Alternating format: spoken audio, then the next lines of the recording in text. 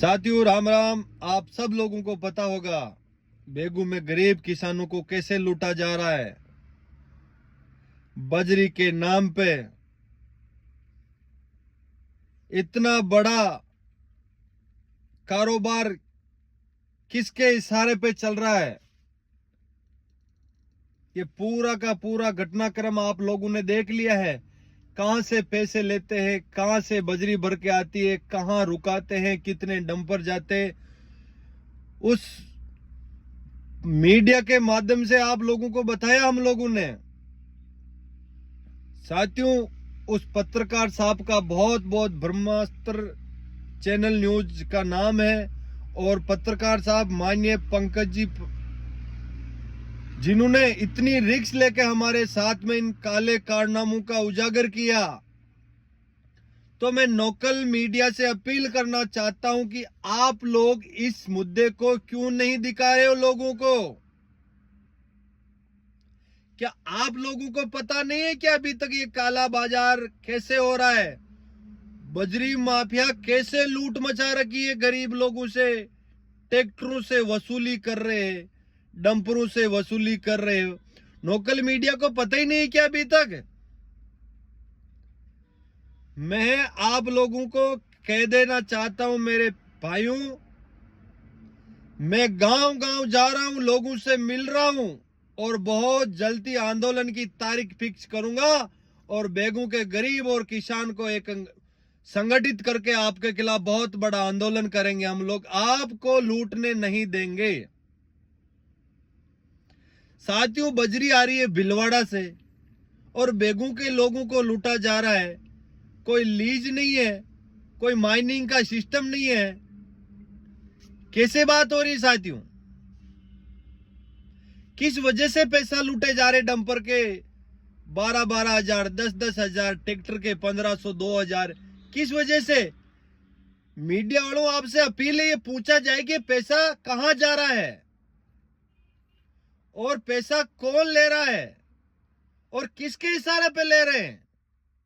Local प्रशासन इतना सख्त होता है पुलिस का, पुलिस के दो कान होते हैं, पुलिस की नजरों से कोई छुप नहीं सकता।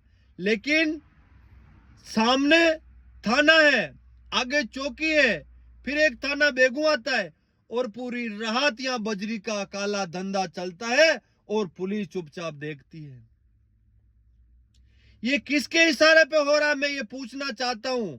और हिंदुस्तान का मीडिया और लोकल मीडिया चित्तौड़ का मैं आपसे अपील करना चाहता हूं कि आप इस मुद्दे को क्यों नहीं बोल रहे हो, क्यों डर रहे हो आप लोग? आप एक हिंदुस्तान का तीसरा स्तंभ हो मजबूत, जो गरीब किसान की आवाज को उठा सको। आपको आजादी है, और मैं तो इन गरीब किसानों को लूटने नहीं दूंगा साथियों। कोई भी हो, कितना भी बड़ा अपना आका के इशारे पे कितनी भी कोशिश कर ले, नरेश फौजी बेगू के गरीब किसान जवान को लूटने नहीं देगा।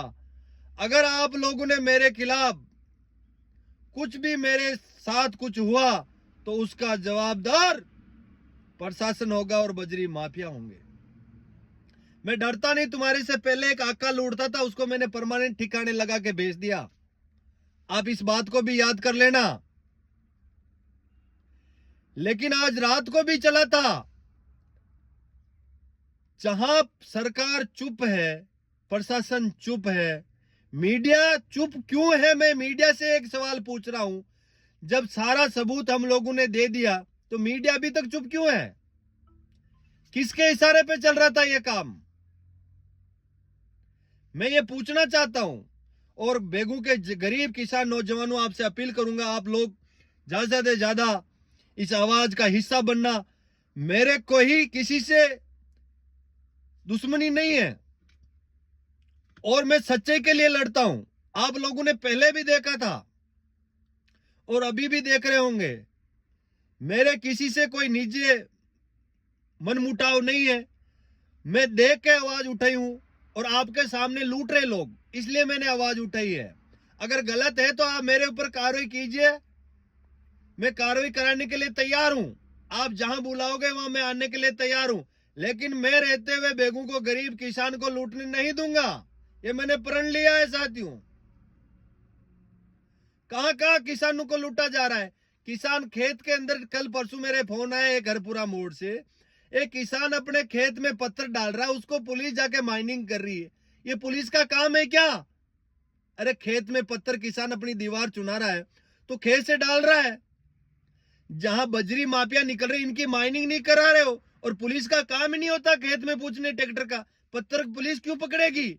लेकिन अपने आका के इशारे पे पकड़ रही है साथियों, क्योंकि गरीब किसानों को काम नहीं करना। क्यों नहीं करेंगे भाई गरीब किसान? किसके लिए करेंगे? अगर बेगू में कोई गरीब किसान अपना काम कर रहा है तो आप उसके टांग अड़ाओगे, आप उसको दबाओगे कि भाई मत कर। क्यों नहीं करेगा वो? साथियों, आज ये कल मीडिया के सामने आ चुकी है। अगर आज भी मीडिया इस बात को नहीं उठाती है, और आज रात को और बहुत बड़े पत्रकार को लेके आऊंगा, और मैं चुप नहीं बैठने वाला हूं। आज रात को भी पत्रकार यहीं रहेंगे, मैं लेके आऊंगा, और मैं किसी हालत में बजरी माफिया को लूटने नहीं दूंगा। ये मेरा चैलेंज है। मैं आप किसी से, मेरी कोई दुश्मनी नहीं, लेकिन मेरा मकसद है गरीब किसानों को नहीं लूटा जाए। एक गरीब किसान मकान के ऊपर आप छत नहीं पड़ने दे रहे हो। आप किसके नेता हो?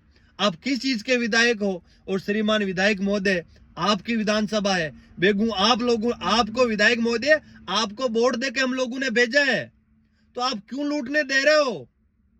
आपको पता नहीं क्या बजरी कहां से आ रही है? बजरी भिलवाड़ा से आ रही, पैसा आपके पास कैसे पूछ रहा है? आप लोगों को पता नहीं क्या?